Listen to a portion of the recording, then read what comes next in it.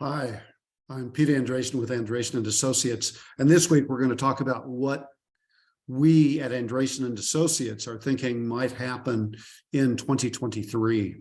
Last week we covered what happened in 2022, and I'm going to come back for a couple more videos about that because there are some big lessons.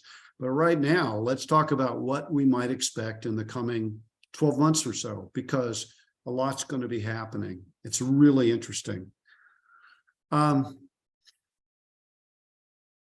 First of all, it's what we think might happen in the financial markets in 2023, but nobody has a crystal ball.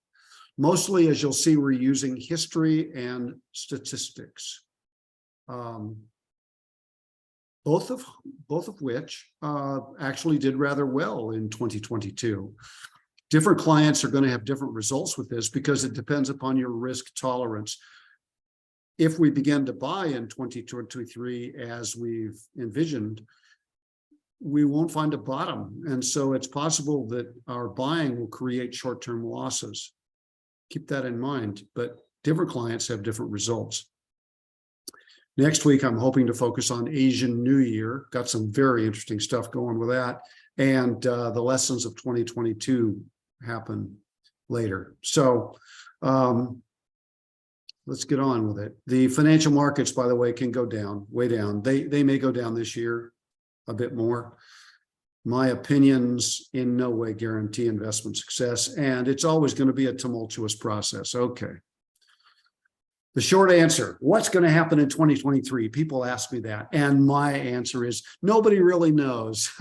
Nobody really knows what will happen in 2023 because wild stuff happens. 2020, for example, COVID, and then 2022, things happen.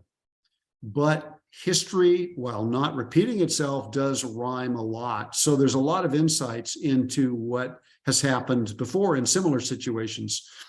2022 really validated history as a forecasting tool very much. Actually, I've said this before, 2022 was a year when things kind of got back to normal. Even the inflation is a natural response to the amount of stimulus being applied to the economy. So history does not repeat itself, but it does rhyme. And then we use statistics.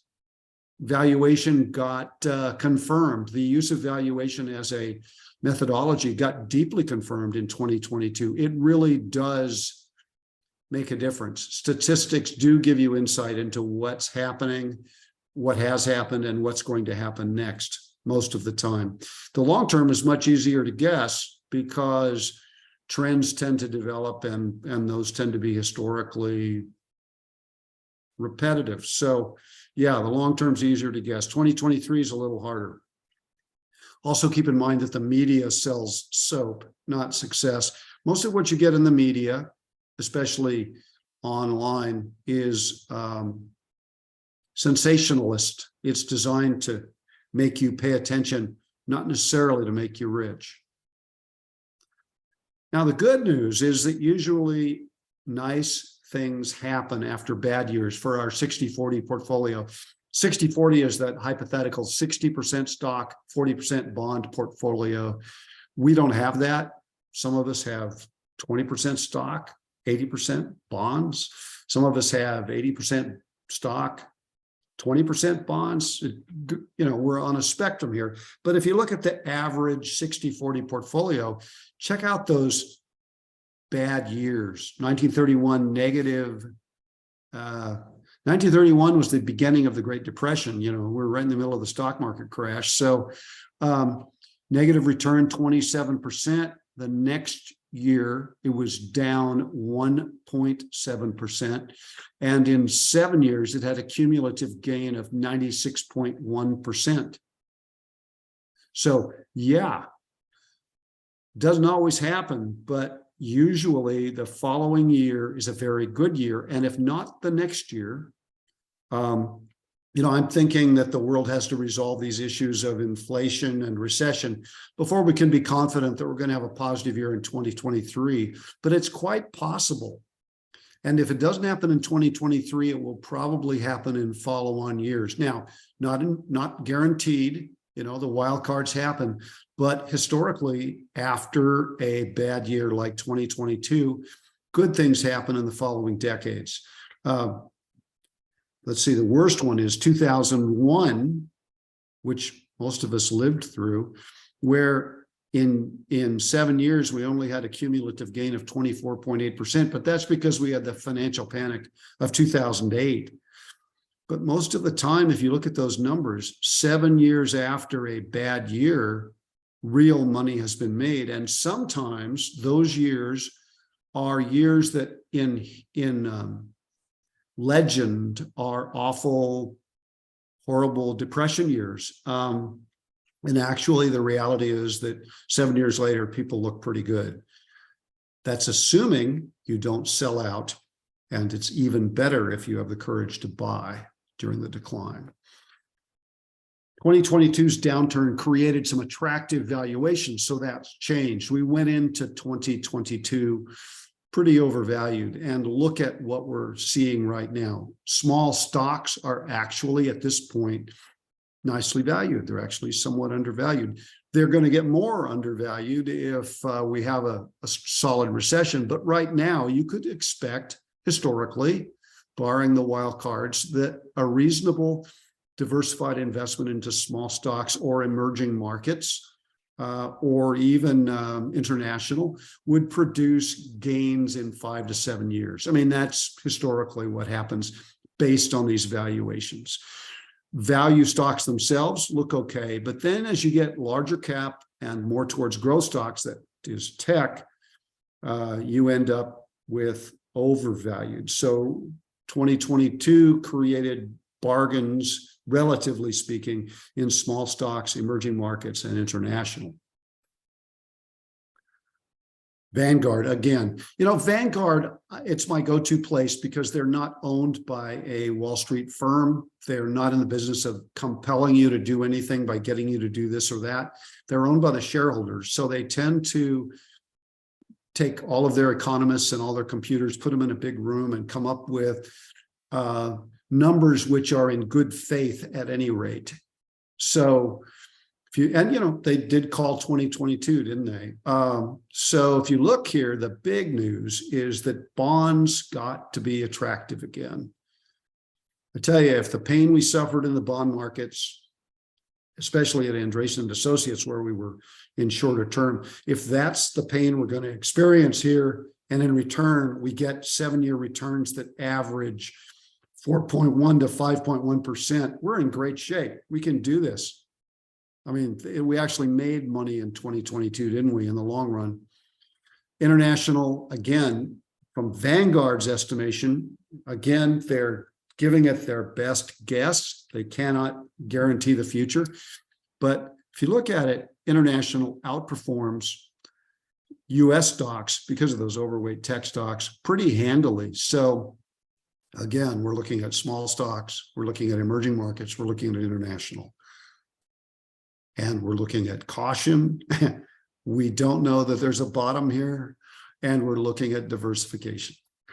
Okay, the most likely scenario for 2023 is a mild or moderate recession. Remember, media is going to scream like this is the most horrible thing that ever happened, and people will feel it. You'll feel bad. People feel bad. That's what makes a recession. Why I think it's possible. First of all, it's historically normal. An inverted yield curve like we have now in the bond market has always produced such an event in recent history. So yield curve inverted, there we are. Recent debt loads are extreme. Recent valuations were extreme. They're still extreme on the growth side. Higher inflation has sapped resources. So what it would look like is inflation comes down like it is, and it keeps going down. Earnings contract. We'll get news that earnings has contracted for various corporations as earnings come in. You'll notice that the banks are already writing stuff off in expectation of this. Interest rates will go down when this happens. The stock market will go down again. So if a mild to moderate recession happens, then the lows we had in 2022 aren't the lows for the long-term down bear market. We could see the stock market fall down again, perhaps even farther. Nothing out there says this is a calamitous 2008 experience. There's a wild card out there perhaps, but the stock market would go down again and begin its recovery while the media is still wailing, because the insiders will start buying. So remember, you cannot wait for the good news until everybody feels cool to start buying. You would see possible declines in prices for petroleum, commodities, anything that, you know, the economy consumes to make widgets. And you'd see a decline probably in real estate. To what degree, I can't say. We'd see a flight to quality. That means that people would get out of risky assets and go get in treasury bonds, which would cause interest rates to go down more. Gold may have a mild pop. Healthcare, value, anything that does well in a down stock market would become more attractive again. However, there's a potential that we're going to have a soft landing.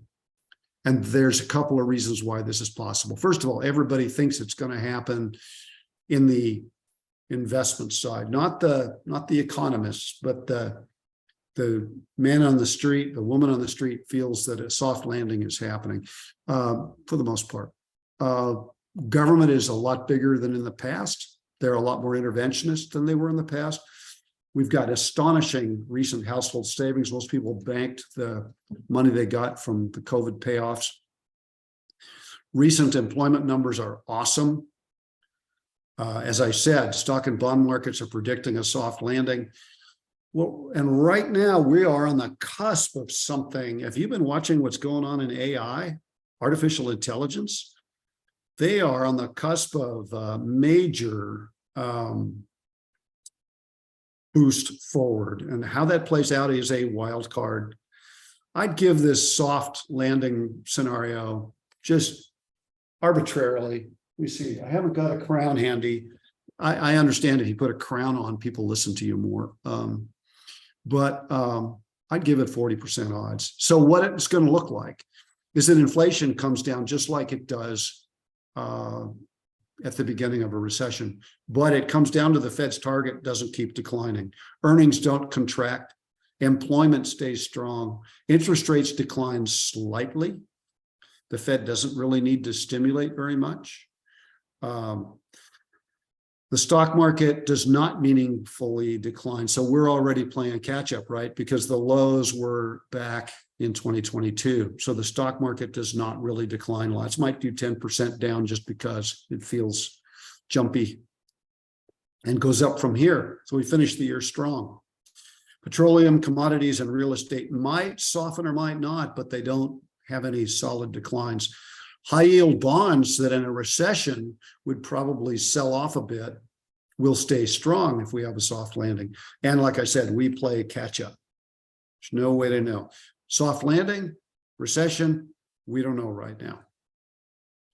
Now there's two more scenarios that the media pushes, and they are possible. There are wild card outcomes out there that are possible but unlikely. And the thing is, once an unlikely outcome takes place, it's 100% likely, isn't it? I mean, if we have stagflation, then it'll be 100% experience. It'll be an immersive experience.